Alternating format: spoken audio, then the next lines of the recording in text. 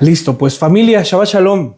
Baruch Hashem, estamos un día más en la presencia del Señor. Estamos un día más aquí reunidos en su nombre. Si el día de hoy estamos aquí no es porque nosotros verdaderamente quisiéramos estar aquí. Como primicia, ¿no? Generalmente uno quisiera descansar, quisiera aprovechar este día para salir, para pasear, para poder verse con familiares, con amigos, para poder terminar pendientes que quizá laboralmente o por causas laborales no podemos hacer. Sin embargo, familia, cuando hemos sido llamados, cuando hemos sido arrancados, cuando hemos sido dimensionados de un estado natural a un estado sobrenatural. Cuando hablo sobrenatural no me refiero a ver eventos cataclísticos, eventos utópicos, sino al ser llamados de la muerte a la vida, de un dormitar que nosotros estábamos teniendo espiritualmente, a ser despiertos espiritualmente, a sabernos ¿cómo? Libres, perdonados, justificados, santificados. La semana pasada estuvimos hablando acerca de lo que significa la santidad, acerca de lo que significa santificación y acerca de lo que significa vivir una vida en santidad. ¿Recuerdan? Una vida en distinción, distinguirnos. Distínganse porque yo soy distinguido. Y dice la Escritura que nadie que no tenga santidad podrá ¿qué? Ver al Señor. Nadie. Al presidente no se le puede acercar cualquier persona, solamente su comité. ¿No es así? Solamente aquellos que son los más cercanos al presidente, que forman parte de su gabinete, que forman parte de su equipo de trabajo, son los únicos que pueden entrar con libertad y salir de las puertas de donde se encuentra este personaje.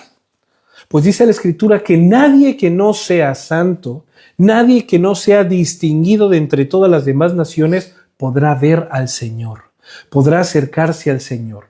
Y este sello y esta distinción, esta marca es algo que el Señor nos ha dado a cada uno, que no se nos olvide. Pero nuestro deber, nuestra responsabilidad como siervos, como creyentes, como nuevas criaturas, como hijos del Señor, es mantener ese sello en nosotros. Yo me acuerdo cuando era pequeño y nos hacíamos de esos tatuajes de henna, que eran pintados. Y bueno, con tal de que todo el mundo viera el tatuaje de henna, pues lo cuidabas, ¿no? Para que si te tenías que bañar, pues te ponías algo para que no se fuese la tinta. Vaya, es un pensamiento para podérselo mostrar a las personas. Me acuerdo que cuando pasaba esto era porque estábamos en la playa y así te los hacían los dibujitos estos, que si el sol, que si la clásica estrella, que si un pajarito, yo qué sé. Y tú tratabas que te durara todo el fin de semana para el lunes mostrarlo a los compañeros. A lo menos era mi caso, ¿no? ¿Para qué? Para que no se borrara. Para que cuando yo les diga, no, pues saben que este fin de semana me hice un dibujo de henna. Ah, sí, ¿y ahora dónde está? Ah, bueno, es que ya se me borró. No, pues David, fíjate que pues, la verdad no te creemos. Pero si yo cuidaba el tatuaje o el dibujo para enseñárselos a mis compañeros, entonces ellos ¿qué iban a hacer? Me iban a creer. Y yo pues iba a quedar conforme, como diciendo, miren, pues yo me lo hice. Bueno, esto es algo muy burdo, lo voy a decir. Pero la santidad del Señor ocurre lo mismo. La santidad es algo que se te ha depositado a ti. Es una marca, es algo que te distingue de entre todos los demás. Y no significa que vas a tener tu aureola, que vas a tener tus alitas, que vas a estar, que no puedes tocar ni el suelo, no. Sino significa que mientras estés en este mundo caído, mientras estés reunido de personas que no conocen al Señor, mientras estés reunido con pensamientos de personas que no son en pro de la vida, en pro del Señor, en pro de glorificar su nombre, tú puedas hacerlo sin remordimiento alguno, sin sentirte menospreciado, sin sentirte menos, sin sentirte como avergonzado. Es interesante, ¿eh? Pero es real. Entonces, familia, cuando hemos aprendido esto, que es básico para poder llevar una vida creyente, para poder llevar una vida en Mashiach, para poder seguir desarrollando nuestro caminar en el conocimiento del Señor, ahora viene otro paso. ¿Cuál es ese paso a seguir ya una vez que tengo identificado qué es la santidad? ¿Qué es la santificación? que es la distinción. ¿Qué es lo que sigue ahora? ¿Qué creen que sea lo que sigue? Una vez que lo sé, ponerlo por obra, participar de ello. Y así como David cuando era niño se esmeraba en que ese dibujito que se hacía con pintura de henna le durara lo más que pudiese, pues ahora David se tiene que esmerar para que la santidad del Señor sea permanente en él.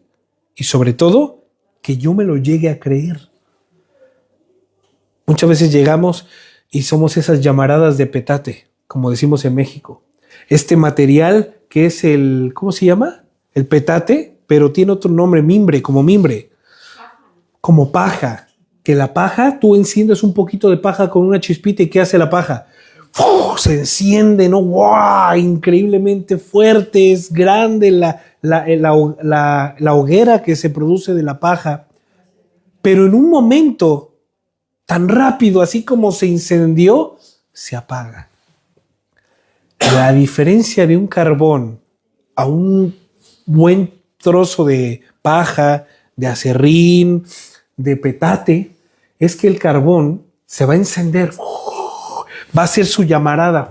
Los que somos maestros parrilleros lo sabemos, ¿no? Amantes de la comida hecha al carbón. Empieza a hacer... Pero ¿qué sucede? Cuando rompe esa hoguera, cuando ya está en su punto más alto, que hace que este mismo fuego caliente y encienda todos los demás carbones, ahora viene el segundo paso. ¿Cuál es el segundo paso? La brasa. Ese carbón se vuelve brasa. ¿Y la brasa qué es? Es un fuego, efectivamente, que no es una hoguera, sino es un fuego que tiene una temperatura que ya ha alcanzado la máxima temperatura y ahora solamente mientras haya brasa, mientras haya fuego, mientras estén todos los pedacitos de carbón juntos, se va a mantener encendida. Entonces, ¿cuál es el segundo paso? Después de que el Señor me ha encendido, que ha sido como esa llama que tratamos muchas veces de apagar a causa del gran fuego que ocasionó en nosotros, como dice Jeremías, ¿no? Ha sido un fuego que me consumía por dentro. Traté de apagarlo, traté de resumirlo, traté de sufrirlo, pero no pude. Y termina diciendo, más fuerte fuiste que yo y me venciste. Me sedujiste, oh Señor, y fui seducido. Con lazos de amor, tú me atrajiste a ti. Con lazos de eternidad y de paciencia y de misericordia, fui atraído hacia ti. Entonces, ¿qué es lo que sigue ahora? Mantener esa brasa constante. Muchas veces dentro de la misma brasa, no sé si ustedes lo han visto, está el carbón encendido, está toda la brasa, es una brasa preciosa, preciosa, preciosa, y está todo listo. Y muchas veces el carbón que tiene todavía oxígeno dentro, ¿qué hace? Explota, ¿no? Y sale disparada la brasa. ¿Y cuál es el deber del parrillero? ¿Cuál es el deber del que está manejando la parrilla? Devolver la brasa que se ha salido a donde está toda la brasa, a donde está todo el fuego. ¿Para qué? Para que esa brasa no se apague, para que esa brasa cumpla su función, para que esa brasa se mantenga ¿cómo? Ardiendo. Por eso estamos aquí. Por eso el Señor ha nombrado personas que van delante para poder mostrar ¿qué? La voluntad del Señor. Personas que ven cosas desde otro punto de vista, o desde otro ángulo, desde otra óptica, para poder identificar cuestiones y poderlas tratar a tiempo antes de que esta brasa se termine ¿qué? Apagando. Y una brasa que estuvo encendida y luego se apaga, suele humedecerse. Y la brasa o el carbón que está húmedo muy difícilmente vuelve a encender. Se desbarata. Hebreos 6 habla de esto, de aquellas personas que estuvieron encendidas, de aquellas personas que estuvieron compartiendo la pasión, la devoción, el amor, la encomienda del Señor, pero que por cuestiones ajenas a la voluntad del Señor decidieron apartarse. Porque la vida en Cristo, la vida en Yehoshua, es una vida de mucho y continuo sufrimiento. Como hablábamos, no específicamente tenemos que ser perseguidos. No específicamente y públicamente tenemos que ser encarcelados. No tenemos que ser enjuiciados. Con el simple hecho de poder negarte todos los días de hacer lo que tú quieres para hacer la voluntad del Señor, ya estás sufriendo las penalidades de Mashiach. Ya no estás haciendo lo que tú quieres, sino estás haciendo la voluntad de aquel que vive en ti. Shaul lo habló y lo declaró abiertamente: ya no vivo yo, ahora Yehoshua vive en mí. Y cuando se dio cuenta, que también lo vimos la semana pasada, de que aún dentro de él, que vivía Mashiach, que él tenía ya la mente de Yehoshua, tenía el Ruach HaKodesh, toda la intención del plan divino en él, su cuerpo seguía haciendo las cosas que querían. Seguía haciendo su cuerpo con su carne, dice: con mi carne sirvo al pecado, pero con mi mente y corazón sirvo al Señor. ¿Qué es lo que sucede entonces? Que una vez que hemos sido distinguidos, es nuestro deber echar mano de la vida eterna, poner cartas en el asunto, arrimar el hombro, como se dice, ¿no? Empezar a trabajar en esto. Porque hay muchas personas que únicamente han recibido el mensaje del Evangelio, les ha parecido algo muy bonito, se han sentido bien momentáneamente, pero se olvidan de lo que sucedió, se olvidan de quién es el Señor, porque no persisten, porque no perseveran en conocer al Señor. No tienen la intención mínima de tener una relación con Él, y se terminan apagando, y se terminan alejando, y terminan haciendo cosas aún peores de las que ya hacían anteriormente. ¿Esto por qué se debe? Por la falta de compromiso. En México decimos: el que quiere azul celeste, que le cueste. Y el que tenga tienda, que la tienda. Y si no, que la venda. Y no quiero empezar a meterme en este tipo de, no de dichos, sino en contexto. Dijo Yehoshua en la parábola de los talentos que a uno dio 10, a uno dio 5 y a uno dio 1. Y el que no quiso nada con el Señor y el que dijo: no, porque este cobra donde no hay y tiene intereses donde no hizo nada, mejor voy a ocultarlo, no voy a hacer nada y cuando venga él se lo devuelvo. Pues vino el Señor, agarró y le dijo: aquí está, Señor, lo que me devolviste. Oye, ¿pero qué hiciste con él? No hice nada. ¿Pero por qué no hiciste nada? Mira tus otros. No hice nada porque pues tuve miedo. Tuve miedo. Dice la Torá en Proverbios: el perezoso desea y nada alcanza. Es tanta la miseria y la pereza del perezoso que aún llevar un plato, dice, la cuchara del plato a la boca le cuesta el trabajo la propia vida. Y aquellas personas que no tienen ese compromiso con el Señor son semejantes a estas personas. Son semejantes a este siervo que fue peor que un incrédulo, que no hizo nada con lo que el Señor le permitió tener. Y son mucho peores que los perezosos que quieren todo pero nada logran, porque no cumplen y no son disciplinados. Y en esta vida que el Señor nos ha llamado a todos a que salgamos de nuestra comodidad. Hombre, si yo antes me la vivía en el cine, si yo antes me la vivía haciendo deporte, si yo antes me la vivía pegado a la música, si yo antes me la vivía, ahora que conozco al Señor, ¿qué creen que voy a hacer? No puedo hacer lo mismo. Tengo que establecer un orden de prioridades. Eso tiene que ver con la santidad. Pero eso no solamente tiene que ver con la santidad, sino con aplicar la santidad que el Señor me ha dado. El Señor me dio una familia grande, el Señor me dio una responsabilidad en la comunidad, el Señor me dijo que tengo que trabajar laboralmente para poder suplir las necesidades de casa. ¿Y sabes también qué me dice el Señor? Que tengo que pasar tiempo con Él. ¿Para qué? Para que yo pueda estar cada Shabbat teniendo algo que comunicarles de parte del Señor a cada uno del pueblo y principalmente a mí. Entonces, ¿qué es lo que sucede? Cuando adquirimos esta santidad que se nos es dada no porque la hayamos pedido, sino por misericordia, gracia, compasión y fidelidad del Señor, mi responsabilidad es mantener esa santidad. Y no solamente mantenerla, sino hacerla aumentar, cumplirla, haciendo que sea mayor cada vez en mi vida de una forma progresiva, no de la noche a la mañana. Pero David, ¿por qué me estás diciendo todo esto? por la pequeña y breve historia que vamos a ver a continuación. Habla acerca de una santidad genuina y una santidad que ha sido rechazada y despreciada. Muy importante. Esaú y Jacob, lo vimos en la parashá pasada. Esaú rechazó los derechos de la primogenitura por saciar su necesidad, sus cuestiones fisiológicas, por el hambre, por menospreciar algo que si a mí ¿qué me sirve? Eres mayor que yo por un minuto. ¿Hay alguna diferencia? Claro, yo soy más fuerte, tengo un cuerpo diferente y tú eres más menudito y tienes un cuerpo diferente. Yo me dedico a la casa, traigo el alimento a la casa y tú lo preparas, ¿no? Somos dos personas completamente opuestas.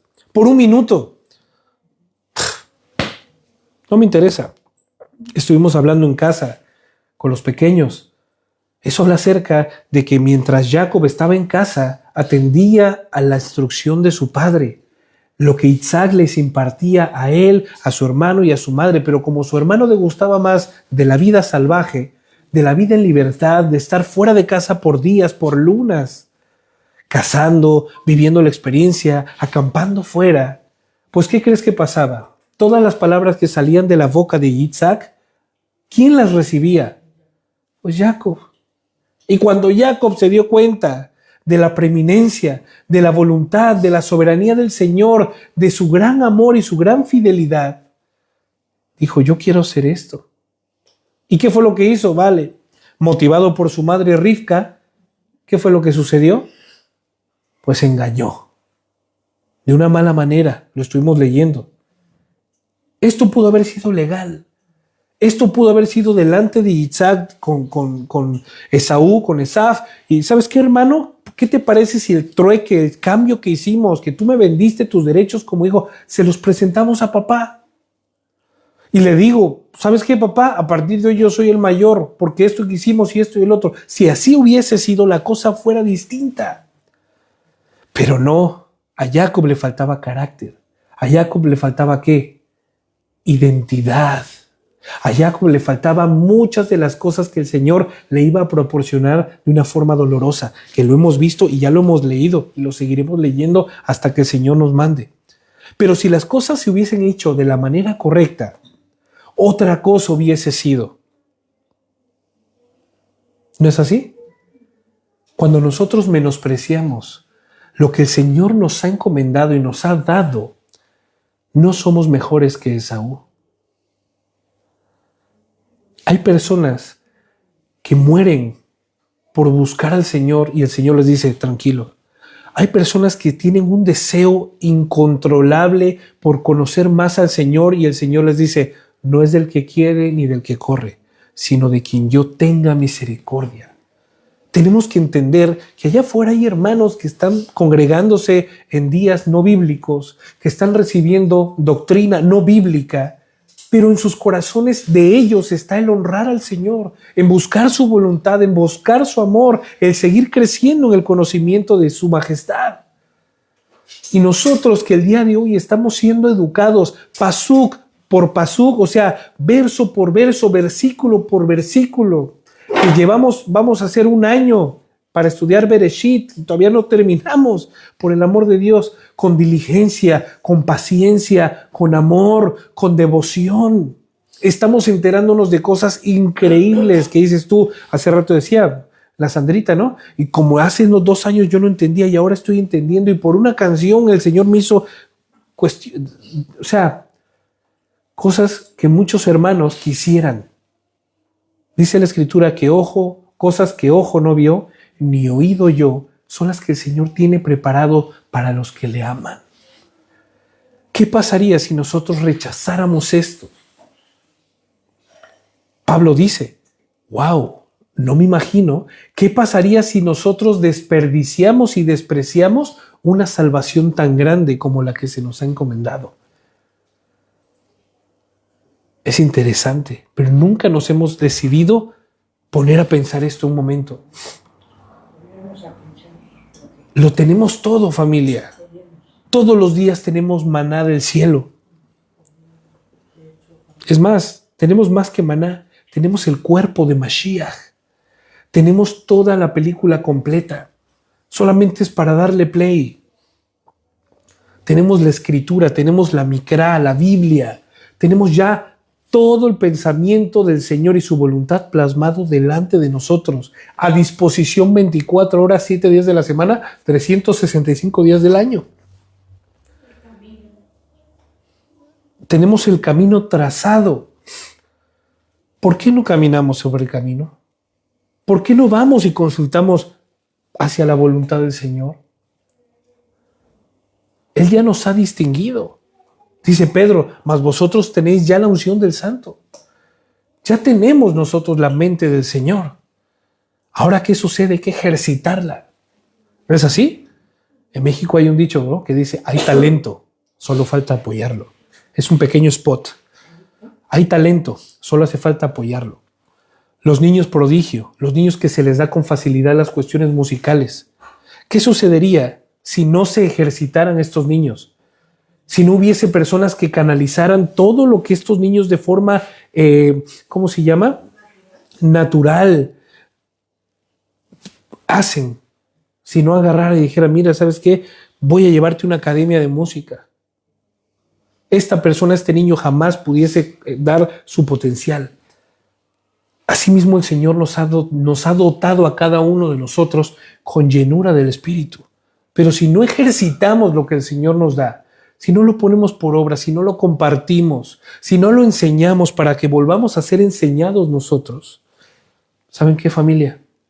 No va a tener caso, no va a tener fruto, no va a haber nada. Y solamente vamos a ser los calientabancas de siempre. Y eso tiene que ver con lo que vamos a leer a continuación. Después de esta breve introducción, ya saben. Segunda de Samuel, capítulo 2, para todo aquel que quiera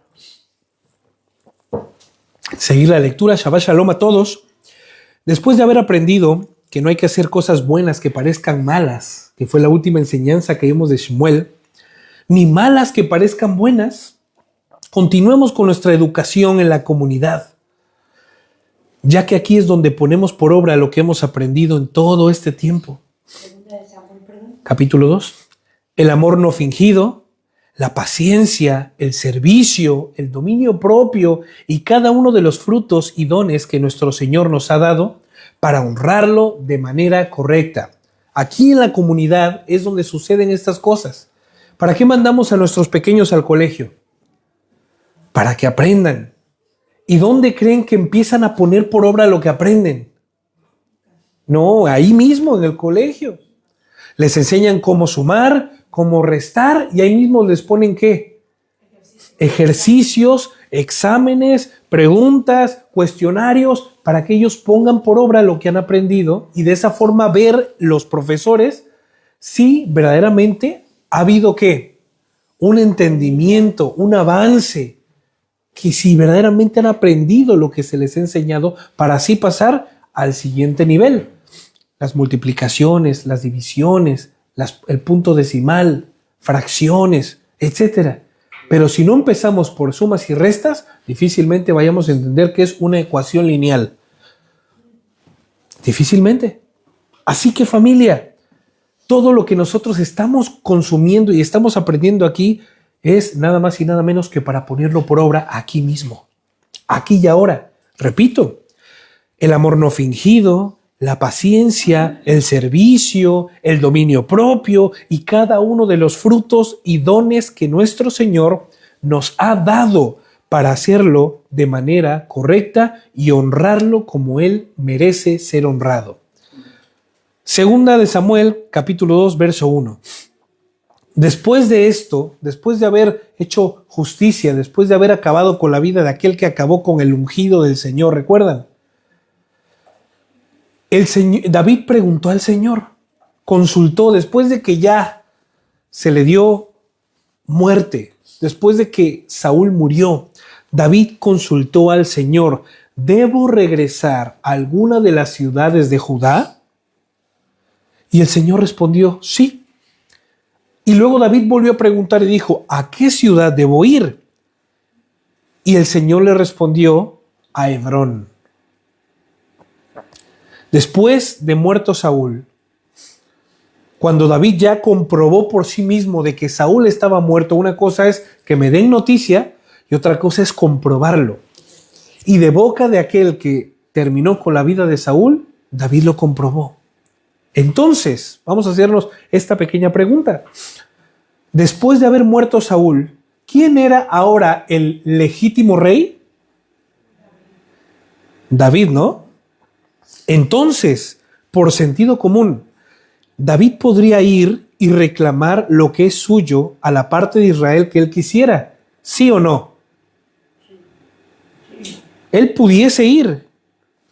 A ver, sentido común, legítimo rey después de haber, solamente el Señor había ungido a 2 personas. Primera a Saúl, quien estaba muerto.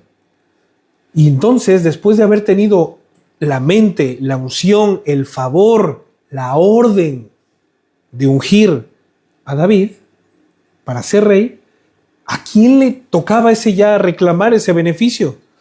A David. Y él pudo haber ido a Gibeá, donde estaba sentado el reino de Saúl, ¿no es así?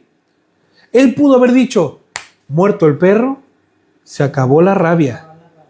Muerto mi peor enemigo, de él para mí, porque yo no me considero nunca enemigo suyo, muerto él, ya puedo libremente actuar como rey, fungir y la autoridad que el Señor me ha dado y hacerlo de manera pública, y lo que es obvio, que deje de ser obvio, para que se vuelva una realidad.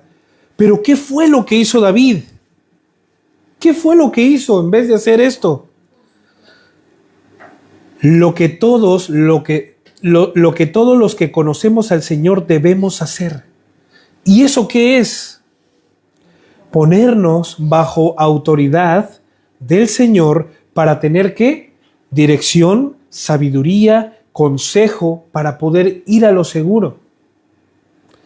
Eso es lo que todo creyente debe hacer antes que cualquier cosa.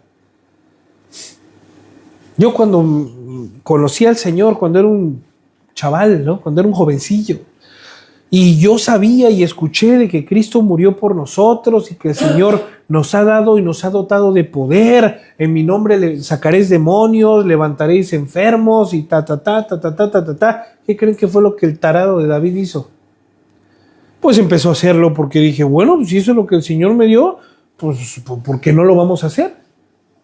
Y empezamos a orar y empezamos a liberar demonios, a sanar enfermos. Y sucedía, ojo, y sucedía. Y yo seguía y yo pensaba que ya estaba en el plan y el propósito divino. Yo sabía y pensaba que ya, no es que el Señor lo dice y hay que hacerlo. Pero ¿recuerdan lo que sucedió hace 2 Shabbat?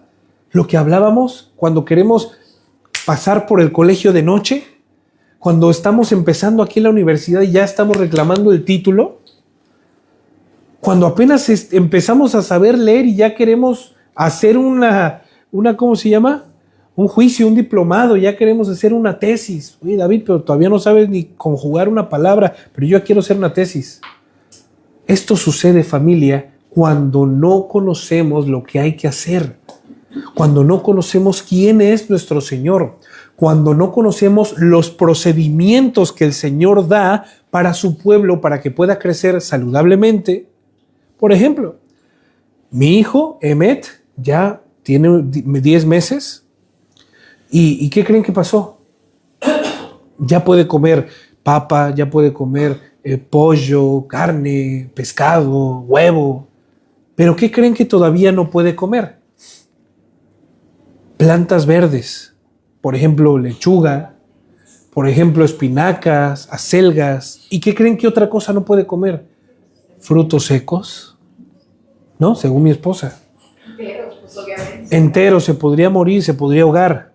Pero todo tiene un porqué y todo tiene un propósito, todo tiene un proceso. Su intestino, su estómago todavía no está listo ni preparado para poder hacer digestión de este tipo de alimentos. ¿Y qué pasaría si yo le doy a mi hijo espinacas? Venga, hijito, venga, un purecito de espinacas. ¿Cómo que no? Usted va a crecer fuerte y sano. ¿Y el chamaco luego qué? Está empachado, está inflamado, o tiene diarrea, o tiene ya una gastroenteritis, no lo sé, por decir algo. Pues así estábamos todos nosotros, empachados, porque no teníamos conocimiento de qué era lo que seguía. Vale, ya soy creyente, ¿y ahora qué? Vale, ya soy salvo, ¿y ahora qué? Vale, ya vengo a una iglesia, ¿y ahora qué? Eso es lo que el Señor, Shabbat tras Shabbat, nos trata de enseñar, nos trata de educar, que desaprendamos lo que hemos mal aprendido y que comencemos a aprender lo que tenemos que aprender para un correcto crecimiento, para un correcto proceso. Entonces, después de conocer al Señor, ¿qué es lo primero que tenemos que hacer, pueblo de Dios? Ponernos bajo su autoridad para tener dirección, para tener sabiduría, para poder tener consejo e ir dando pasos firmes y seguros. ¿Sí me explico, no? En vez de hacer lo que queremos, porque somos quienes somos, es que yo soy quien soy y hago lo que quiera. El Señor me llamó y yo soy un doctor de renombre. Yo puedo hacer lo que yo quiera porque soy una persona de prestigio. ¿Así? ¿Así? En vez de hacer lo que queremos porque somos quien somos y actuar de una forma equivocada, debemos conocer los procedimientos que Adonai ha establecido para su pueblo. Muy bien, doctor Esmeraldo. Gracias por estar con nosotros, ¿no? Me encanta poder tener comunión con usted porque es una persona que tiene mucho conocimiento de este siglo. Porque ya no tengo que ir al médico y yo le pregunto si me duele la tripa, la panza, qué es lo que tengo que hacer. Gracias, doctor Esmeraldo. Pero para las cosas del Señor, esto no basta. Para con las cuestiones del Señor, el hecho de que usted haya pasado 15, 20 años estudiando en una universidad o haciendo cursos mes con mes, no significa que ya esté preparado para poder caminar de una forma correcta. Como todo recién nacido, doctor Esmeraldo, tiene que tener su proceso. Usted, le voy a decir, aunque suene muy feo, por mucho que use corbata y estetoscopio, ante los ojos del Señor usted está en pañales. Lo siento. Y no le puedo dar a comer ese chuletón de 1,5 kilos que suele comer cada fin de semana, doctor Esmeraldo. Tengo que darle purecito. Porque eso es lo que el Señor ha determinado como un plan de formación para el correcto crecimiento saludable para su pueblo. Pero no se preocupe, doctor Esmeraldo, que esto va a depender de cómo usted vaya asimilando todas las cosas, de cómo usted vaya sujetándose a poder aceptar y amar y respetar la voluntad del Señor. Todo esto puede cambiar y no es que dependa de usted, sino depende del procedimiento que el Señor tenga para usted y usted lo reciba correctamente. Así que, doctor Esmeraldo, le voy a seguir haciendo consultas de mis hijos. Los hermanos aquí van a poner y poder usufructuar de su sabiduría y su conocimiento en la medicina, pero en cuestiones de lo espiritual y temas de teología y temas de doctrina, tiene que esperar su debido tiempo para que usted pueda comer, para que usted pueda digerir, para que usted pueda avanzar correctamente. No como usted quiera, doctor Esmeraldo, lo siento, no me lo tome a mal, pero es necesario para que su correcto crecimiento saludable pueda suceder, que tiene que esperar el tiempo que el Señor determine para usted. Repito, doctor Esmeraldo, no lo digo yo, no es del que quiere ni del que corre, sino de quien Dios tiene misericordia. Punto. Por lo tanto, en vez de hacer lo que queramos porque somos quien somos, como el doctor Esmeraldo, y actuar de una forma equivocada, no entendiendo los contextos, aplicando la Biblia literalmente cuando no se debe aplicar literalmente, cuando se debe de asimilar, cuando se debe de estudiar, de que se debe de profundizar para poder determinar una decisión, si esto se toma literalmente o no. Bueno, es que en los ojos, ante la ley de Moshe, nosotros estamos obedeciendo la ley de Moshe, vale, pues quiero decirle que la hermana Elvira me robó y su merecido es muerte por lapidación. No, pues, doctor Esmeraldo, por favor, la Biblia no puede ser tomada literalmente. Por eso es que usted tiene que esperar un tiempo para que pueda entender los procedimientos del Señor, que son los mismos ayer, hoy y siempre, pero el Señor ha contextualizado diferente forma para que los podamos emplear nosotros. Ya estaba el doctor Esmeraldo, en su maletín ya no había papeles, había piedras, porque la hermana Elvira le había robado su Magdalena del café. Y como la Torá dice que todo el que robe tiene que morir por lapidación, pues ya el doctor Esmeraldo, repito, ya no tenía su Biblia ni sus papeles. Ahora tenía unas cuantas piedras por si a la primera fallaba, las demás le pudiesen dar. Por eso es necesario que todos comencemos por el principio. Por todos comencemos aceptando la voluntad soberana del Señor para nuestras vidas, para no correr. Repito y lo vuelvo a decir, la vida en el Señor no se trata de quien llegue primero. No se trata de correr más rápido, no se trata de que tengas unas piernas más largas y más fuertes y vayas mucho más rápido que cualquiera, sino se trata de resistencia, de paciencia, de dominio propio, de perseverancia, de disciplina, de diligencia. Si tú tienes un cuerpo atlético pero no tienes ninguno de estos atributos, quiero decirte que por mucho que lleves la delantera, no vas a llegar a la meta. Y para poder llegar a la meta, vamos a seguir escuchando lo que el Señor tiene preparado para nosotros. Ya no podemos actuar de forma equivocada. Debemos conocer los procedimientos que el Señor ha establecido para su pueblo. Y esto es, y siempre será, antes de cualquier cuestión, consultar al Señor en todo momento antes de tomar cualquier decisión. Señor, fíjate que la verdad es que la comunidad de los del Camino Hecho, pues no siento que esté creciendo. Sinceramente yo siento, Señor, que me estoy estancando, que David le encanta andar dando potitos a la gente. A David le encanta andar dando papillas de fruta, de verdura, de carne, mixta de pollo con ternera, pero yo creo que ya estoy preparado para poder comer una menestra de verduras y mi chuletón, Señor. Ya no me siento a gusto. Me voy a ir. Espero que lo entiendan. Y si me preguntan, Señor, por favor que no me pregunten, porque no quiero crear disensiones en la comunidad.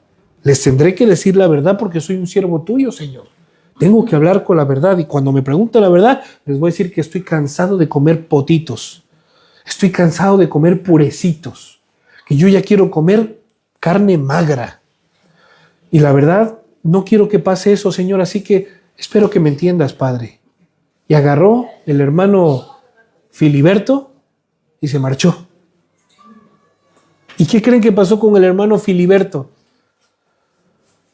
No es que por irse de la comunidad haya caído en maldición o en pecado, sino fue su motivación, la motivación que al hermano Filiberto le llevó a salirse de la comunidad, lo que lo puede destruir si no se arrepiente rápidamente. Antes de cualquier cosa, hay muchas personas que lo tienen en mente. Es mejor pedir perdón que pedir permiso. Claro, eso quizá funcione en el sistema de este mundo corrupto y caído. Pero en el mundo en el que pertenecemos, en la Nueva Jerusalén, en el reino del Señor, primeramente se cuestiona, se pregunta, Señor, ¿será que yo puedo hacer tal y tal cosa? El hermano Jacobo nos enseña, cuidado con aquellos que dicen, el día de mañana iremos a mercar, el día de mañana compraremos, el día de mañana viajaremos, como si ellos fueran dueños de su propia vida. Y el hermano Jacobo también nos enseña y nos dice, es lo más saludable y lo más correcto. Es decir, si Elohim quiere, si Dios quiere, iremos y haremos. Y eso significa, primeramente consultaremos al Señor y si el Señor nos dice que es correcto, pues haremos. ¿Se dan cuenta de cuán importante es someterse a la voluntad del Señor? ¿Someterse a la autoridad? Bueno, ¿qué me van a decir ustedes a mí? Si yo llevo ya 45 años en el Evangelio, ¿qué me vas a venir diciendo? Yo puedo hacer lo que yo quiera porque llevo muchos años y tengo más conocimiento que tú. ¿No? El doctor Oparino, otro doctor. Uno es el Esmeraldo y otro es el doctor Oparino, que ya tiene muchos años, pero este no es doctor en medicina general. Este es un doctor en teología. Ha estudiado en los mejores institutos bíblicos del mundo. Y este hombre ya tiene 42 años en el mensaje del Señor.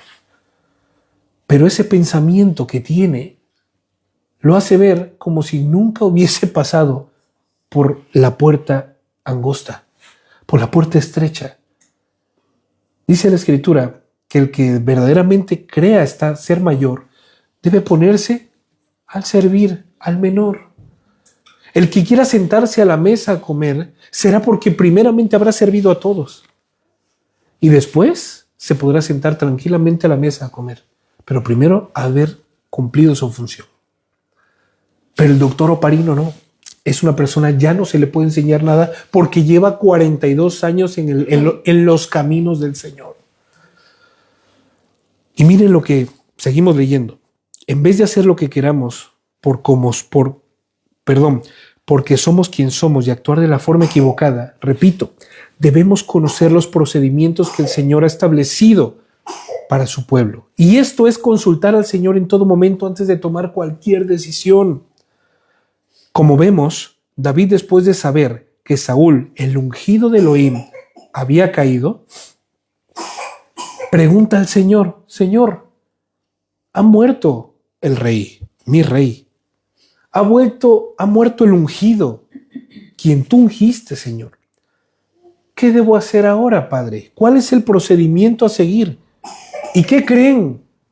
El Señor no demoró cientos de días, o 3 meses, o una semana. Así como David estaba profiriendo la palabra delante del Señor, preguntándole con un corazón humilde, con una cabeza sujeta a la autoridad del Señor, el Señor le respondió enseguida. ¿Qué te quiere decir esto? ¿Qué quiere decir esto? Es de sabios pedir consejos, pero es aún de más sabio conocer los procedimientos del Señor y aplicarlos. David, aparte de ser sabio porque conocía la voluntad del Señor, era aún más sabio por aplicarlos. Ojo, conocer la voluntad del Señor te hace sabio, pero te hace aún más sabio aplicar lo que conoces de la voluntad del Señor. Verso 2. Las 2 esposas de David eran Ahinoam de Jezreel y Abigail, la viuda de Nabal de Carmelo. David, sus esposas. Y los hombres de David, junto con sus familias, se mudaron a Judá y se establecieron en las aldeas cercanas a Hebrón. ¿Qué fue lo que sucedió entonces? ¿Qué es lo que podemos ver en estos 2 versos? Un rey sabio tiene un liderazgo notable a la vista de todo el pueblo. Un rey sabio tiene un liderazgo notable a la vista de todo el pueblo. Y como respuesta a este liderazgo sabio, el pueblo apoya, el pueblo honra y sigue a su líder porque sus hechos respaldan sus palabras. Si David hubiese sido una persona emocional, ¿qué creen que hubiese pasado? ¿Alguien me lo puede decir rápidamente? Si David hubiese sido una persona emocional, ¿qué hubiera pasado? Efectivamente, Sandrita. Agarraron y el Señor hubiera ungido a un tercer rey ya. Yo creo que a él también le valió mucho la experiencia, o no sé, ya las cosas que hizo Saúl, ¿no? Efectivamente. No repetirlo. Efectiva. Y me encanta por eso. Los dichos mexicanos están casi siempre basados en lo que está escrito en la Torá. Cuando veas a tu vecino sus barbas cortar, pon las tuyas a remojar. Cuando veas que tu prójimo, tu vecino, tu hermano está pasando por una situación complicada, adversa, peligrosa, mírate tú. No vaya a ser que así como tu hermano, tu prójimo, tu vecino está pasando por eso, también tú vayas a pasar por eso. Pero yo creo que es lo mismo que a nosotros, ¿no? Yo creo que cuando nosotros pasamos por eso y claro, vemos cómo explicarlo. Cuando ya empiezas a tener al Ruach, al Señor, Sí. te das cuenta de que si por hacer esas cosas a ese vecino, qué sé yo, tuvo esas consecuencias, como que tú te previenes, no, mejor no las hago. Pero la persona que no tiene al Ruach Las hace va a hacerlas y las comete. Va a seguir cometiendo, va a seguir haciendo y hasta que realmente no abra tus ojos y realmente busques de Dios, recién va a ser Dios quien te va a liberar de todo. Eso es. Pero es esto. eso, Sandrita, tiene que ver con un compromiso. Muchos nos preguntan, oigan, ¿y por qué siempre todos los años y todos los días y todos los meses leen solamente el Antiguo Testamento? ¿O lo hacen de una forma cíclica? La Torá, que significa instrucción, también es denominada como el libro de las experiencias, para que veamos lo que sucedió en el principio y, e imitemos lo que es correcto y no imitemos lo que es incorrecto, para que veamos y recordemos lo que hizo Saúl, por ejemplo, lo que hizo Acán, lo que hizo Coré, lo que hicieron cada una de las personas que decidieron hacer su voluntad ante la voluntad del Señor. Y eso nos sirva a nosotros ¿de qué? De lección, de experiencia, de tutela. Por eso es que cada año leemos Shabbat tras Shabbat y día tras día una porción de la Torá, para que no se nos olvide, porque nosotros somos olvidadizos. Aún puede pasar a los otros que tenemos el Ruach. Podemos olvidarnos. ¿Por qué? Por falta de disciplina. ¿Por falta de qué? De compromiso con el Señor. Aquel que sabe hacer lo que es correcto y no lo hace, le es tomado como pecado. Si yo sé que para que yo pueda crecer espiritualmente, tengo que dedicarme un tiempo a la lectura de la Sagrada Palabra y no lo hago, entonces, ¿qué va a pasar con David? Me voy a enfriar, me voy agotando, me voy frustrando, me voy desilusionando, porque la Biblia no es como yo pensaba. O en las cosas de la Biblia y del Señor no se hacen las cosas que yo quiero. Y termino refunfuñando, como dice la Biblia, ¿no? El insensato comete la atrocidad, recibe el daño y todavía se enoja contra el Señor. Mira lo que dice Proverbios 17, 27 y 28. Proverbios 17, 27 y 28 dice, es de sabios hablar poco y de inteligentes mantener la calma. Hasta el necio pasa por sabio e inteligente cuando se calla y guarda silencio. ¡Wow! Un rey sabio tiene un liderazgo notable y sabio. Y es notable a la vista de todo el pueblo. Y como respuesta a este liderazgo del rey sabio, el pueblo lo va a apoyar, lo va a honrar y va a seguir a su líder porque sus hechos respaldan sus palabras. Verso 4. Después llegaron los hombres de Judá. ¿Y qué creen que hicieron? Ungieron a David. No que lo hayan reungido porque el primer ungimiento del Señor haya sido inválido, no. Sino lo nombraron públicamente delante de todo el reino de Judá a David como rey del pueblo de Judá. Cuando David se enteró de que los hombres de Jabes de Galaad habían enterrado a Saúl, les envió el siguiente mensaje: que el Señor los bendiga por haber sido tan leales a su señor Saúl y por haberle dado un entierro digno. ¿Saúl lo merecía? No lo merecía. La persona de Saúl no lo merecía. Pero quien era Saúl a causa del Señor, no es que lo mereciera, sino que había que hacerlo. Honra al ungido del Señor. Estaba obligado. David amaba al Señor, por lo tanto David amaba a Saúl, porque David amaba al Señor y sabe que el Señor eligió a Saúl. Y David amaba y le dio lealtad hasta el final a Saúl. Y aquellos hombres que imitaron a David, porque también amaban al Señor, ¿qué iban a hacer? Enterraron a Saúl por amor al Señor. No por la persona de Saúl, que era una persona detestable, ya lo leímos anteriormente. Era una persona que ya estaba fuera de sí, una persona que hacía cosas, inefables. Que lo que se recuerda de Saúl es que consultó a la bruja. Pero ya no se recuerda, Saúl mató a sus miles. Las victorias de Saúl, la conquista de Saúl sobre él, no se recuerda eso, lo que se recuerda es que Saúl quebrantó todos y hasta el último mandamiento que fue: no consultarás a medium, a brujos, a videntes, y Saúl lo hizo. Y eso es lo que está recordado en el libro de los Reyes y de Crónicas. Saúl consultó a la bruja. ¿Y qué dice la Torá? que el Señor a cambio sea leal a ustedes y los recompense con su amor inagotable, yo también los recompensaré por lo que han hecho.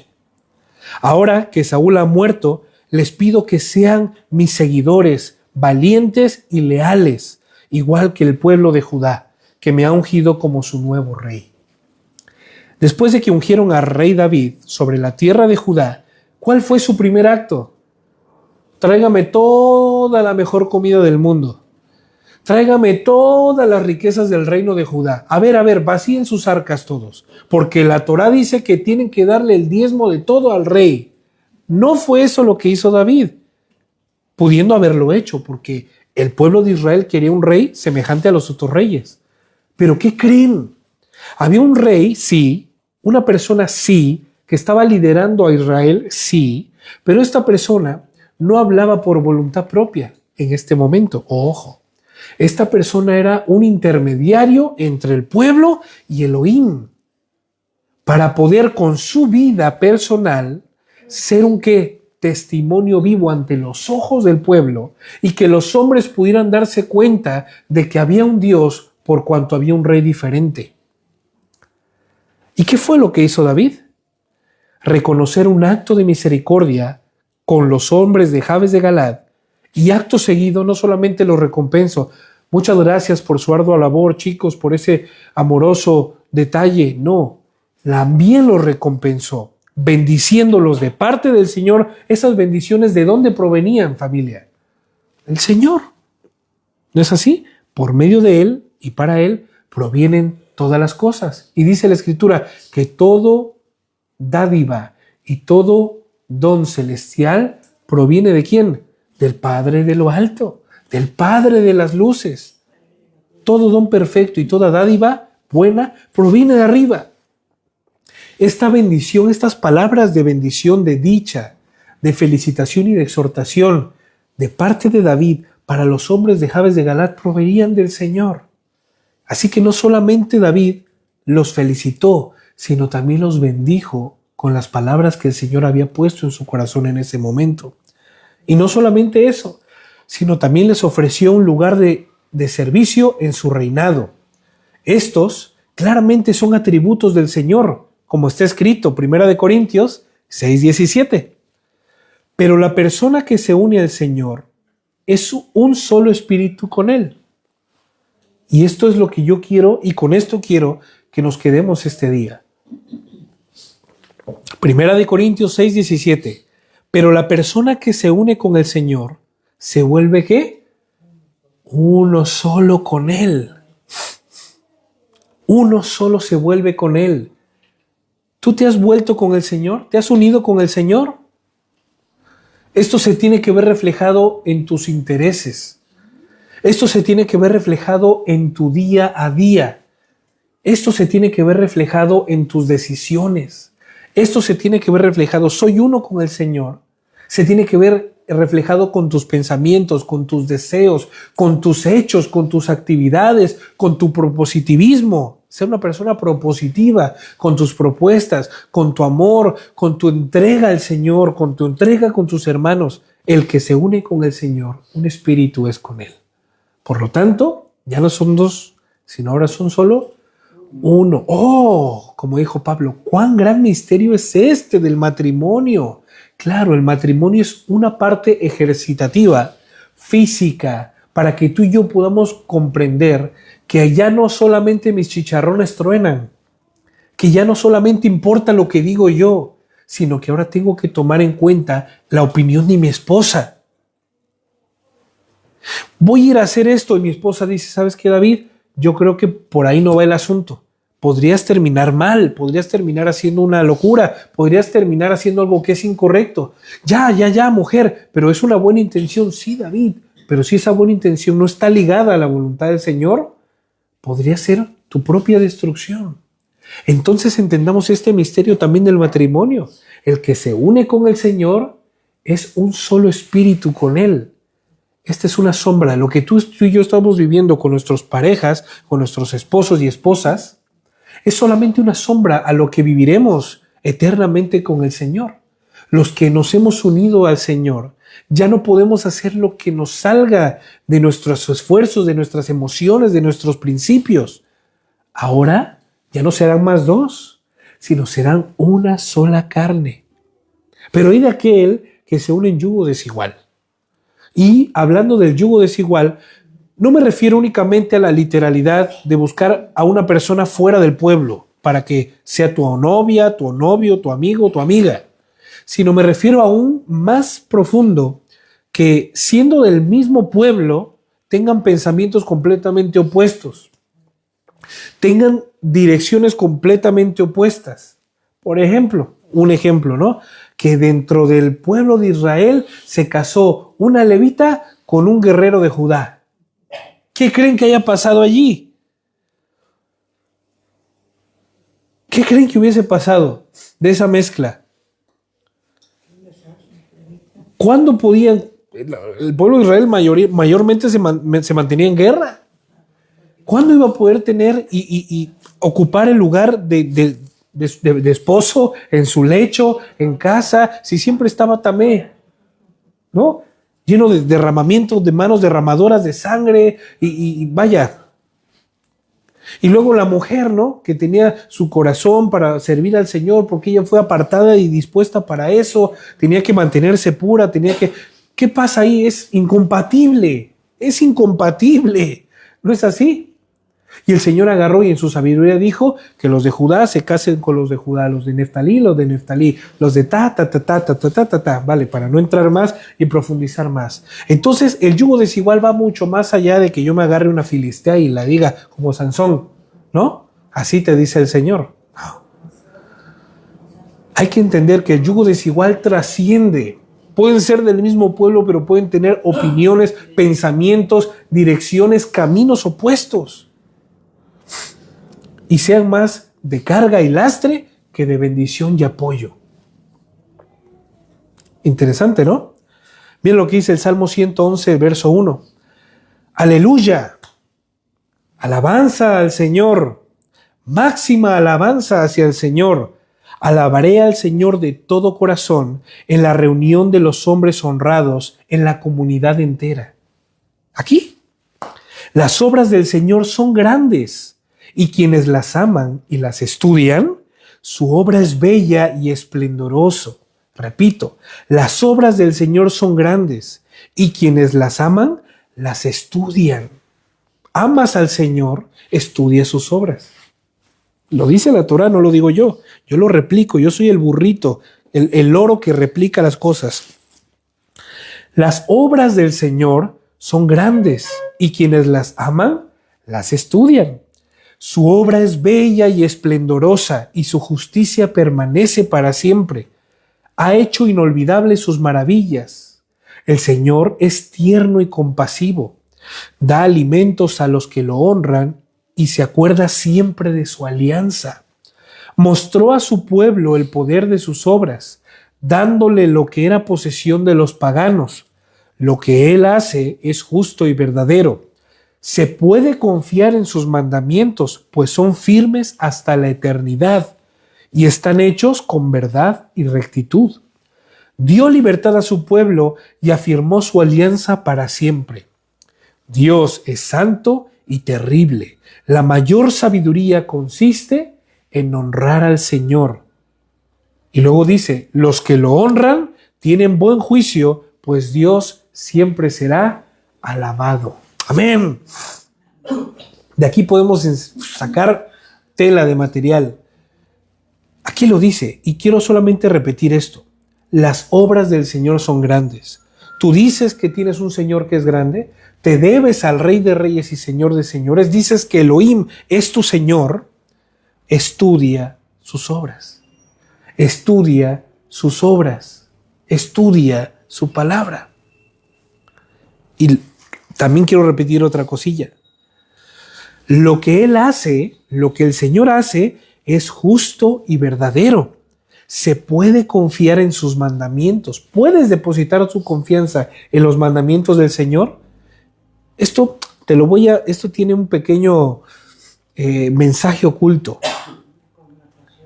puedes someterte debajo de la voluntad del Señor, y te lo voy a leer como está escrito. Lo que Él hace es justo y verdadero. Se puede confiar en sus mandamientos. ¿Puedes confiar tu vida al Señor? Sí, David, sí, amén, amén, vale. ¿Puedes poner tu voluntad por debajo de la suya? Bueno, David, es que no somos perfectos, Puedes confiar en sus mandamientos, pues estos son firmes hasta la eternidad. Ahí te va el mensaje cifrado. Si tú te sometes a la voluntad del Señor, que son sus mandamientos, sus estatutos, sus decretos, sus jukim, sus mishpatim, puedes tener la certeza de que su mandamiento es firme hasta la eternidad, que no te vas a caer, que vas a estar siempre seguro, que vas a estar siempre acudiendo a esa torre fuerte, que el Señor te va a decir, bienaventurado eres porque has hecho lo que has tenido que hacer. 8 de nuestro texto base. Sin embargo, Abner, hijo de Ner, comandante del ejército de Saúl, ya se había ido a Mahanaim. Ahí termina la enseñanza de poner en práctica lo que has aprendido. La santidad, si no es practicable, no es santidad, es afinidad. ¿Vale? Yo puedo ser afín a la música. Yo puedo decir, amo cantar. Pero si yo no practico el canto, si yo no constantemente estoy cantando, si yo no vocalizo, si yo no pienso, ¿será que pueda llegar a estas notas? Si yo no me meto a un curso de canto, es mera afinidad, es mero simpatismo. Puedo simpatizar con algo que me gusta, pero no soy capaz de poder hacerlo. ¿Me explico? Y esto es lo que yo quiero que tú y yo podamos aprender y entender hoy. La santidad, si no se vive, no es santidad. ¿Qué es entonces? Emoción. Es emoción. Es un sentimiento efímero que vino como esa llamarada de petate y se va en el acto. Ahora vamos a cambiar a otro tema ya para terminar. Dice, sin embargo, Abner, hijo de Ner, comandante del ejército de Saúl, el primo de Saúl, ya había ido a Mahanaim con Isboset, el hijo de Saúl. Allí proclamó a Isboset, rey de Galat, de Jezreel, de Efraín, de Benjamín, de la tierra de los Jesuritas y del resto de Israel. Agarra a este hombre, y aquí viene otra enseñanza, que va junto con pegado, que va de la mano, que va encaminado a la misma situación. Va un hombre que tiene el coraje de miles de hombres, porque eso sí se conoce a Abner. Era una persona valiente, era el jefe de comandante, era el comandante principal del ejército de Israel, la mano derecha de Saúl. ¿Vale? Y vamos a leer Proverbios 29:2. Proverbios 29:2. Cuando los justos gobiernan, el pueblo se alegra. Pero cuando los perversos están en el poder, el pueblo gime. El pueblo grita diciendo, no, ayuda. Como nosotros estamos constantemente gimiendo. Todo lo opuesto, y aquí viene, ya vamos a terminar. Todo lo opuesto al verdadero rey ungido por el Señor, buscando sus propios intereses, para suplir sus propios deseos. Abner, cegado por la iniquidad de su corazón, cegado por la avaricia de seguir liderando y comandando un reino el cual no le pertenece a él. Va y persuade al hijo menor de Saúl, al único que quedaba vivo, para que asuma el trono de Israel, como si fuera un mero asunto político de cualquier reino perverso de la tierra, como si fuese un reino común. Isboset, hijo legítimo de Saúl, tú mereces el trono. A ti te queda el trono. Tú eres el sucesor y mereces ser el rey sobre todo Israel. Esto es el pensamiento común. ¿Quiénes son los descendientes del rey? Los hijos del rey. El príncipe, ¿no? Y luego de los príncipes, ¿cómo se llaman los otros? Niñatos, ¿no? No, estos somos sus hijos. No. No, infantos, no sé. Príncipes, pero cuando son de más niños. Varones, ¿no? Por así decirlo. Porque las mujeres son infantas, ¿no? Vale. Entonces, si el príncipe, el primer descendiente del rey, el primogénito, muere, pues entonces se va disputando la corona del que sigue y el que sigue y el que sigue y el que sigue. ¿No es así? Vale. Entonces, Abner había demostrado muchas veces, varias veces en repetidas ocasiones, que Abner también estaba fuera de la voluntad del Señor, que promovía las locuras del rey, que las solapaba, que las encubría. Entonces eso significa que tanto peca el que mata a la vaca como el que le jala la pata. Tanto peca uno que comete la atrocidad como el que lo encubre. Es partícipe de su pecado. Entonces persuade al hijo menor de Saúl para que asuma el trono de Israel, como si Israel fuera un asunto político de cualquier reino perverso y caído de la tierra, olvidado por completo que Israel siempre ha sido reinado, gobernado y guiado ¿por quién? Por Adonai, por el Señor. Vaya, qué gran error el querer hacer lo que te place en un reino el cual tiene normas y leyes inquebrantables, incuestionables, pensando, como tengo cierto liderazgo, como bueno, yo soy el comandante de Israel, del ejército de Israel, tengo peso sobre el pueblo. ¿No es así? Ese es el pensamiento común. Obviamente no es el pensamiento correcto, como dice Habibi. Pero, teniendo esto en mente, esta persona puede decir, puedo hacer lo que creo correcto, lo que me place, omitiendo u olvidando que quien dirige desde el principio a su pueblo no ha sido un hombre, sino el mismo Rey de Reyes y Señor de Señores, Yehoshua HaMashiach. Pueblo, por favor, que nunca se nos olvide esto. Salmo 127, del 1 al 2. Que nunca se nos olvide esto. Si el Señor no construye la casa, de nada sirve que trabajen los constructores. Si el Señor no construye la casa, de nada sirve que trabajen los constructores. Si el Señor no protege la ciudad, de nada sirve que vigilen los centinelas.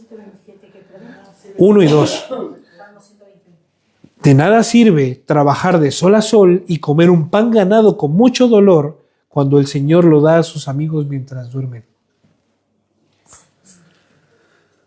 Que nunca se nos olvide esto. Y esto se los voy a parafrasear, se los voy a resumir, les voy a hacer un pequeño resumen de lo que dice aquí la Escritura. Y es esto, de una forma práctica. Si el día de hoy tenemos alguna responsabilidad, cargo o liderazgo dentro de la comunidad, dentro de mi casa, dentro del trabajo, recordemos que nos debemos al Rey y Señor. Si Él nos puso en esa posición es para replicar su voluntad hacia los demás, para ser esos guardianes del debido proceso, para servir como ejemplo de lo que se debe hacer y no para hacer lo que creamos correcto, sino para hacer lo que es correcto. No para hacer lo que creamos que es conveniente, sino para hacer lo que es conveniente. No para hacer lo que se nos dé la gana, sino para hacer la voluntad del Señor. Y repito, si el Señor no construye la casa, de nada sirve que trabajen los constructores. Si el Señor no protege la ciudad, de nada sirve que vigilen los centinelas. De nada sirve trabajar de sol a sol y comer pan ganado con dolor diciendo, este pan me lo he ganado.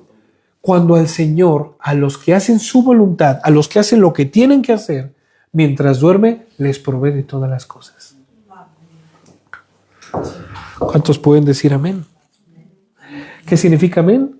Verdad es, verdadero es. Esto es verdad. Por eso Yehoshua decía, amén, amén. De cierto, de cierto. De cierto, de cierto, Dios como diciendo, verdaderamente verdadero es esto que les estoy diciendo. Y esto es amén. Esto es lo que significa amén. Recordemos. Es bueno seguir rebobinando, recordando. Así que familia, si el Señor nos ha dado una posición, un puesto, un liderazgo, una participación para servirle a Él, que no se nos pase por la cabeza, pues yo creo que tengo que servir al Señor de esta forma, yo creo que tengo que hacer esto. No, busquemos consejo y sabiduría en su voluntad, en su Biblia, en su Torah, en su Mikra, en su palabra, en su instrucción. Allí encontraremos cómo debemos hacer, lo que no debemos hacer y hasta dónde podemos hacerlo. Verso 10. Vamos ya de corridito. Isboset, hijo de Saúl, tenía 40 años cuando llegó a ser rey. Era el hijo pequeño de Saúl y tenía 40 años cuando llegó a ser rey y gobernó desde Mahanaim 2 años. Mientras tanto, el pueblo de Judá permaneció leal a David. David hizo de Hebrón su ciudad capital y gobernó como rey de Judá 7 años y medio.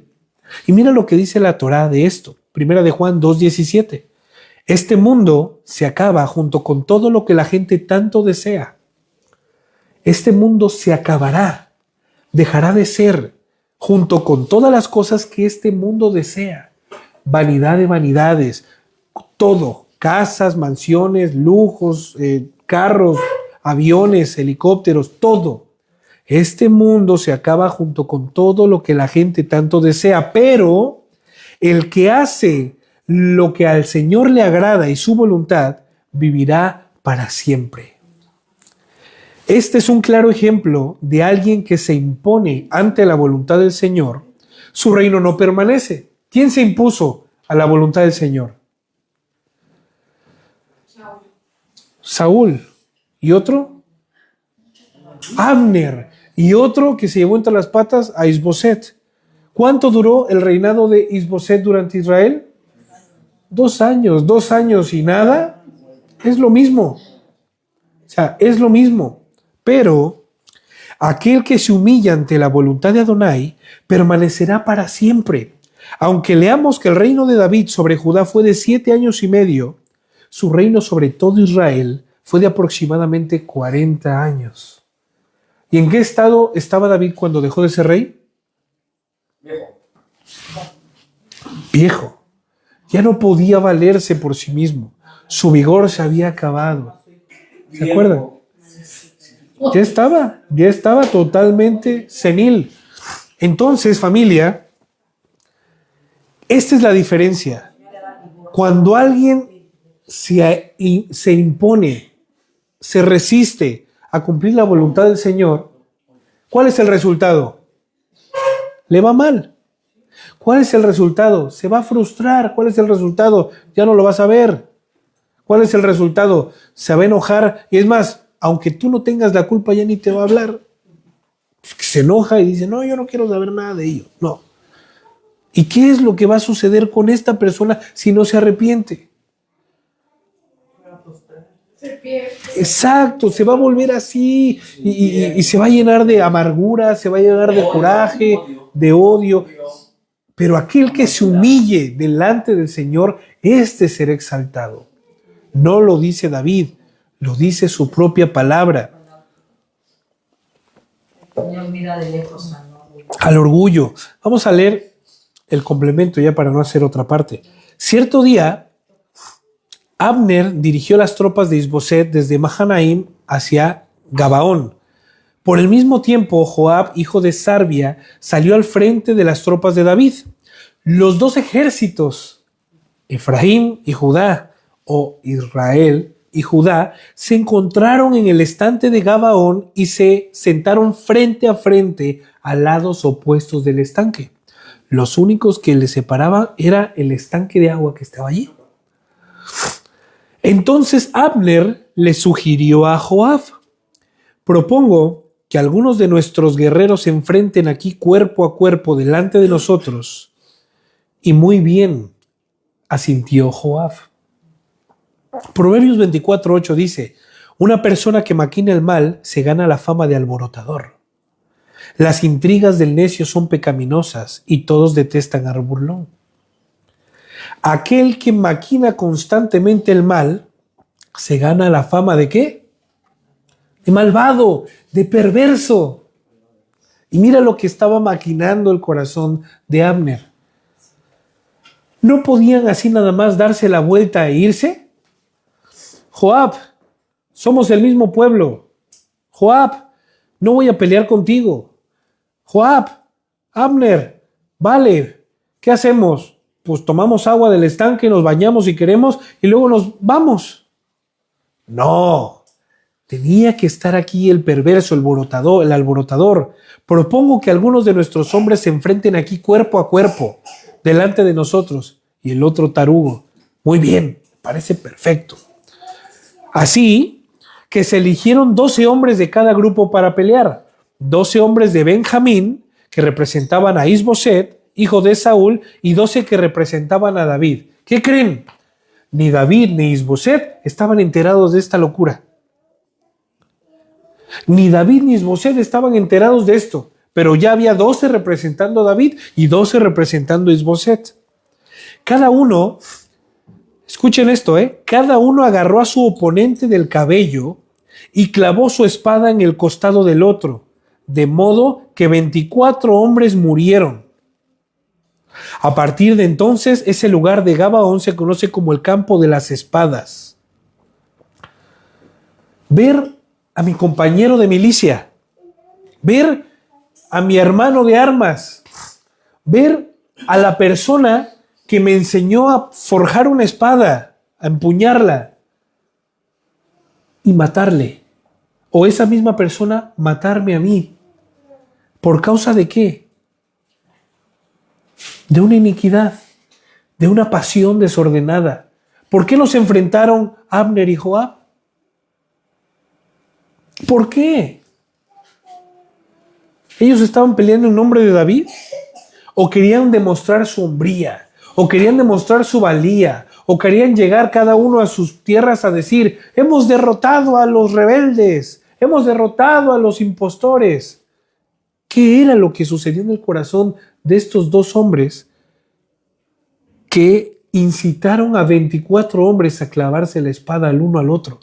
Hermanos, siendo de la tierra de Israel, israelitas. ¿Qué fue lo que los motivó?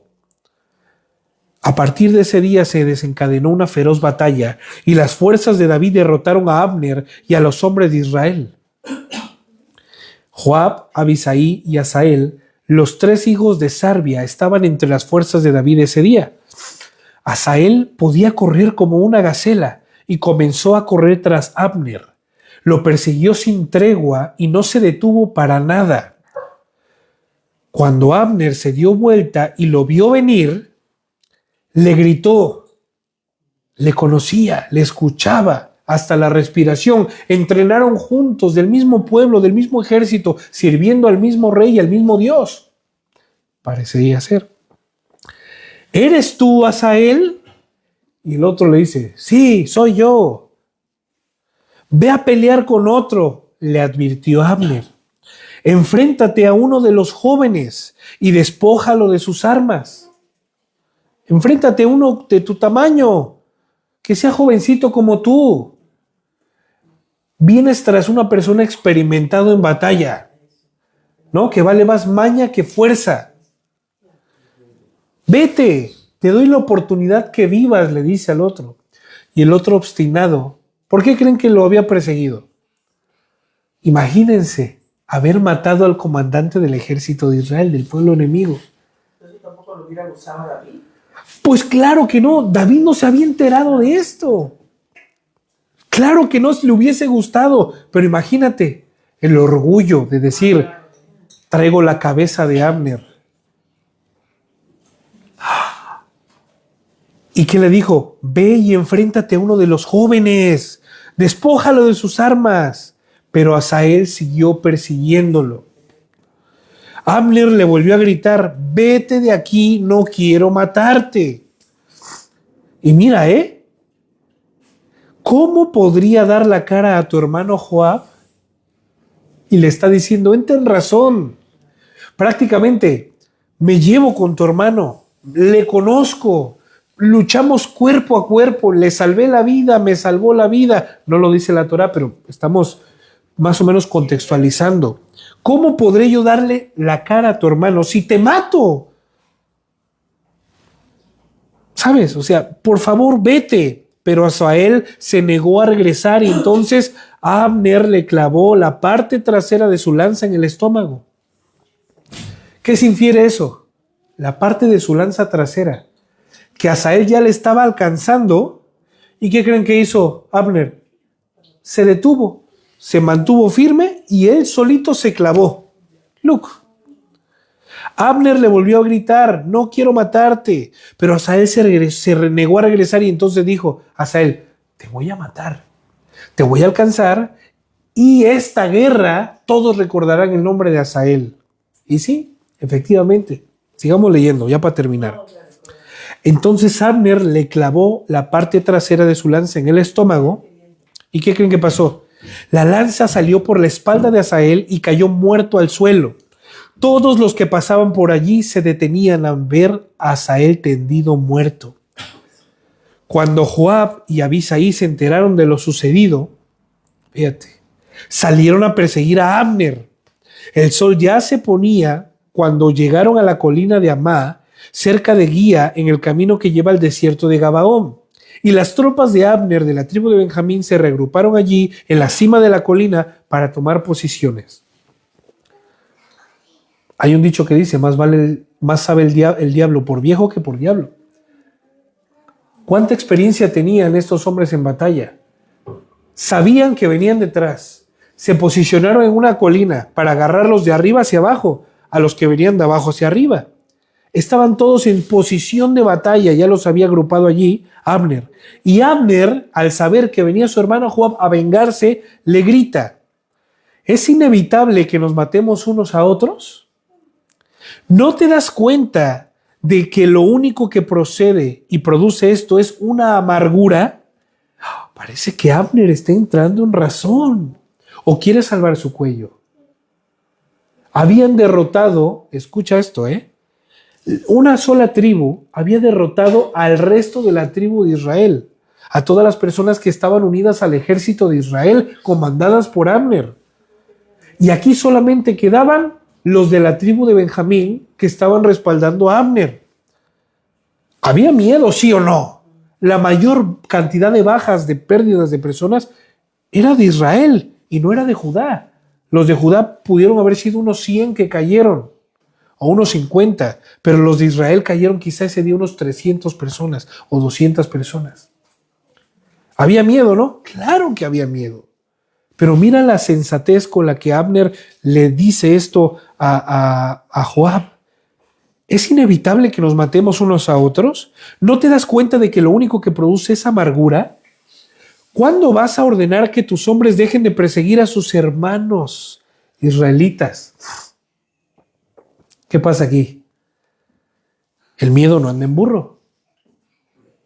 El que suscitó este enfrentamiento ahora está diciendo tus hermanos israelitas, nuestros hermanos van a morir. Pero eso no fue lo mismo que dijo. Ponte a tus 12 y yo pongo a mis 12. A los más fuertes y a los más fuertes. Y el que gane se lleva la batalla.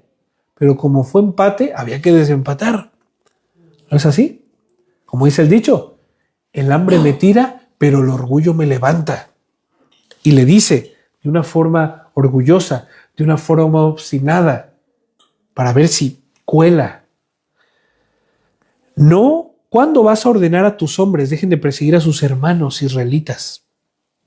Entonces dijo Joab, si no hubieras hablado ahora, esto me encanta, solo Dios sabe lo que hubiese pasado, porque los habríamos perseguido toda la noche de ser necesarios. Mi suegra, difunta, sabia, decía, 2 no pelean si uno no quiere. Y mi madre, cuando mis hermanas y yo nos estábamos medio matando, nos decía, que quepa la prudencia en uno, que quepa la prudencia, que quepa la sensatez en una sola persona, para que agarren los 3 la onda. ¿Y qué creen que fue lo que pasó? Esas mentiras, esas palabras que fueron de dientes para afuera, causadas por el terror y el miedo de Abner, que sabía que si Joab seguía avanzando, iba a morir a filo de espada, produjeron en Joab una persona que había matado a su hermano, el mismo Abner había matado a su hermano, produjo sensatez y dijo: no voy a volver a matar a uno más de mis hermanos, porque uno de mis hermanos de sangre ha muerto. De manera que Joab tocó el cuerno de carnero y sus hombres dejaron de perseguir a las tropas de Israel. Durante toda esa noche Abner y sus hombres retrocedieron por el valle del Jordán y cruzaron el río Jordán y viajaron toda la mañana sin detenerse hasta llegar a Mahanaim. Si se detenían igual y dijeron: mis palabras calmaron la furia de Joab, pero si se arrepienten, tropa, nadie descansa, ya descansaremos cuando lleguemos a nuestra tierra. El miedo no anda en burro. Mientras tanto, Joab y sus hombres también regresaron a casa. Cuando Joab contó sus bajas, descubrió que solo faltaban 19 hombres, además de Azazel. ¿Qué tal de Azael? Solo 19 hombres y 20 con Azael. ¿Qué les parece? No había bajas. Había muertes, sí, 19 muertes, claro, pero no había bajas. Pero murieron 360 hombres de Abner, todos de la tribu de Benjamín. Joab y sus hombres, hago fe de ratas, solo eran de la tribu de Benjamín, no eran de las demás tribus. Joab y sus hombres llevaron el cuerpo de Asael a Belén y lo enterraron en la tumba de su padre, y luego viajaron toda la noche y llegaron a Hebrón al amanecer. Y termino con este salmo, Salmo 112.1. Salmo 112.1. Feliz el hombre que honra al Señor y se complace en sus mandatos. Los descendientes del hombre honrado serán bendecidos y tendrán poder en la tierra. En su casa habrá abundantes riquezas y su generosidad es constante. Brilla una luz en la oscuridad para los hombres honrados, para el que es compasivo, clemente y justo. El hombre de bien presta con generosidad y maneja con honradez sus negocios, por eso jamás llegará a caer. El hombre justo será siempre recordado. No tiene miedo de las malas noticias. Su corazón está firme, confiado en el Señor. Su corazón está firme, no tiene miedo, y aún mira con burla a sus enemigos. Reparte limosna entre los pobres, su generosidad es constante. Levanta frente con honor. El malvado se enfurece al verlo, en su impotencia rechina los dientes, porque la ambición de los malvados fracasará. Familia, hoy nos llevamos dos grandes lecciones. Número 1, el que ha sido llamado a santidad, pero no la practica, entonces no alcanzará jamás la santidad. Punto. Y 2, aquella persona que conoce la voluntad del Señor y la hace, esta persona será recordada de generación en generación. Y dice el Señor que siempre estará con él y siempre le irá bien en todo lo que haga. Pero aquella persona que no haga la voluntad del Señor, aun conociéndola, este será destruido y rechinará los dientes como estos malvados lo han rechinado. ¿Quién somos nosotros? Pregunta incómoda. ¿Qué estamos haciendo nosotros? ¿De qué bando estamos siendo nosotros el día de hoy? Que nuestra vida en persona lo responda. Amén. Así que, familia, hasta el último día. Shabbat Shalom. Bueno, ya terminó el Shabbat, así que preparémonos para el otro Shabbat. Un abrazo, un saludo para todos, familia. Sigamos poniendo en práctica estas enseñanzas que son palabras de vida y de vida eterna. Un abrazo, Shabbat Shalom, que el Señor los bendiga.